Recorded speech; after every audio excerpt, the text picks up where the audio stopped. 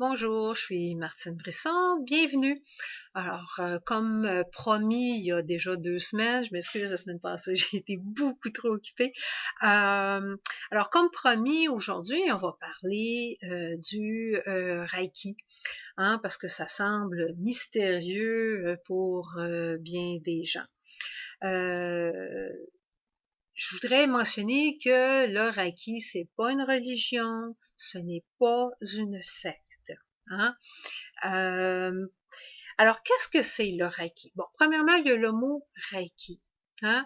La première portion, Rei, c'est le côté universel de l'énergie, c'est la source spirituelle, énergétique de l'univers. Qui, ça c'est la force vitale qui est dans toute chose vitale, dans toute chose vivante. Ce que les Chinois appellent le Qi, ce que les Hindous appellent le prana. Alors c'est juste une énergie de guérison en fait, parce qu'on est fait d'énergie. Hein? On est énergie, c'est pour ça qu'on est capable de prendre un électrocardiogramme, c'est pour ça qu'on est capable de prendre un électroencéphalogramme. Alors nous sommes des êtres d'énergie. Alors, le Reiki, c'est une énergie de guérison. C'est complètement sans danger. Et ça va se concentrer à l'endroit où la personne qui reçoit le traitement en a le plus de besoin. Alors, le praticien Reiki, là, c'est pas un être magique, hein. Il a pas doté de pouvoirs particuliers, on ne peut pas diagnostiquer, c'est juste le transfert d'énergie qu'on canalise à travers nos mains pour pouvoir nettoyer le corps, en fait. Le corps et rééquilibrer les chakras aux endroits qui en ont le plus de besoin, les endroits qui causent le plus de problèmes. C'est aussi, ça l'aide à diminuer le stress et à relaxer. Quand mes enfants étaient jeunes, je leur donnais du Reiki. Ils tombaient endormis à chaque fois. Hein, puis même de temps à autre, je donne encore des fois des traitements de Reiki et souvent les gens vont tomber endormis parce que c'est très, très relaxant. Alors, d'où vient le Reiki en tant que Jean les Chaumières? Ben, ça vient d'un monsieur qui s'appelait, monsieur japonais, qui s'appelait Mikao Usui, qui a vécu dans le milieu du 19e siècle.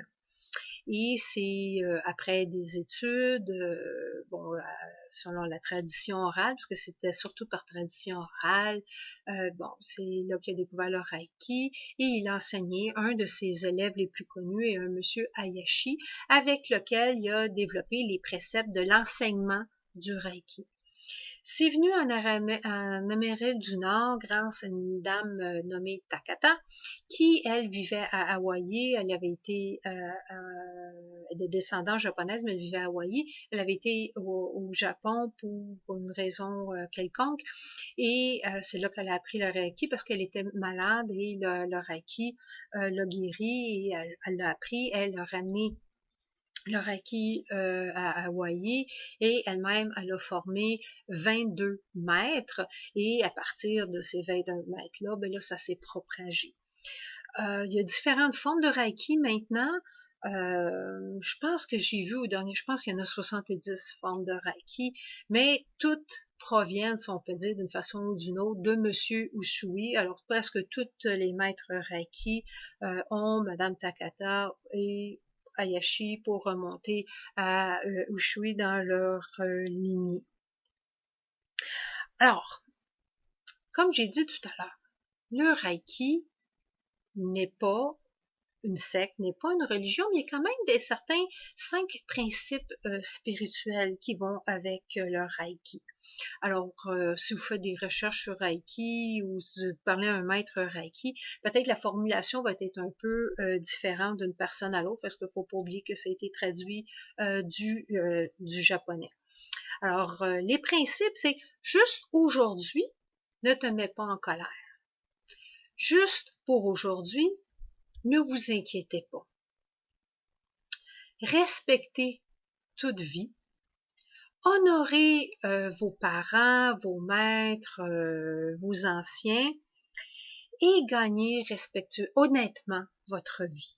Alors ça, c'est les 5 principes du Reiki, qui on est supposé de répéter à tous les jours.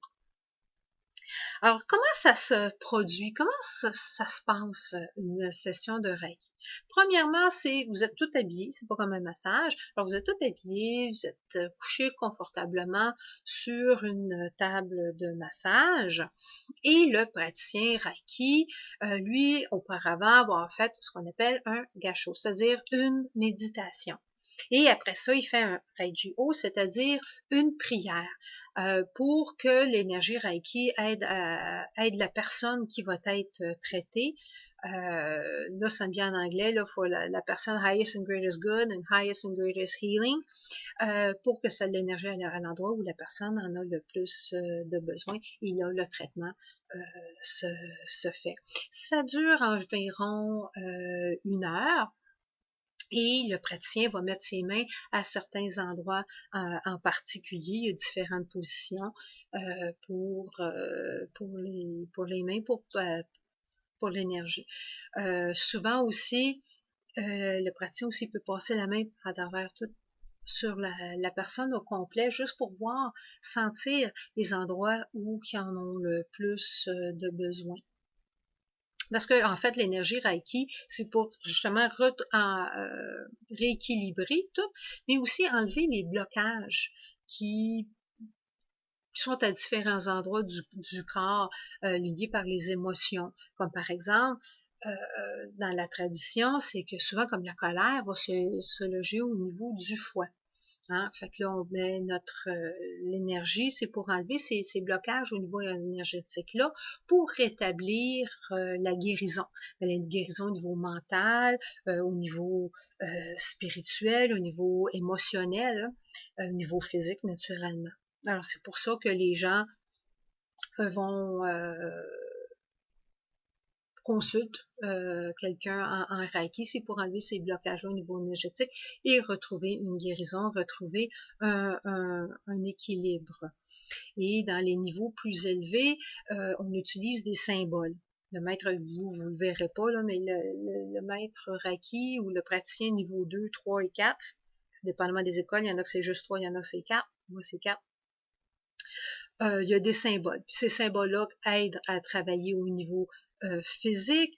Les symboles aussi aident au niveau mental parce qu'à travers ces symboles-là, l'énergie travaille au niveau mental, émotionnel, énergétique. Alors c'est un peu plus ésotérique que ce côté-là, mais pour monsieur et madame tout le monde, quand vous avez un traitement de Reiki, sachez que le praticien de Reiki s'est préparé pour vous avant et que cette énergie-là va aux endroits où vous en avez plus de besoin, en portant les mains à différentes positions. On peut mettre la main directement sur le corps, ou pour les gens qui n'aiment pas vraiment ça, on peut le mettre peut-être juste un pouce au-dessus du corps, et vous ressentez l'énergie de la même façon. Alors c'est quelque chose qui est très relaxant, qui aide à enlever le stress et qui fait un grand bien. Alors, si vous êtes intéressé à un traitement Reiki, je suis sûre qu'il y a quelqu'un près de chez vous qui peut vous aider, ou même si vous êtes intéressé à l'apprendre, parce que le niveau 1, le Reiki, c'est comment se donner soi-même du Reiki, comment s'aider soi-même. Alors, ça, c'est peut-être quelque chose qui pourrait vous intéresser. Alors, c'est une très courte introduction au Reiki. J'espère que vous avez appris quelque chose aujourd'hui. Et puis, si vous avez des questions ou s'il y a un sujet que vous voulez que j'aborde, ben, gênez-vous pas, écrivez-moi une petite ligne, ça va me faire plaisir d'en discuter. Alors, là-dessus, ben, je vous souhaite bonne semaine.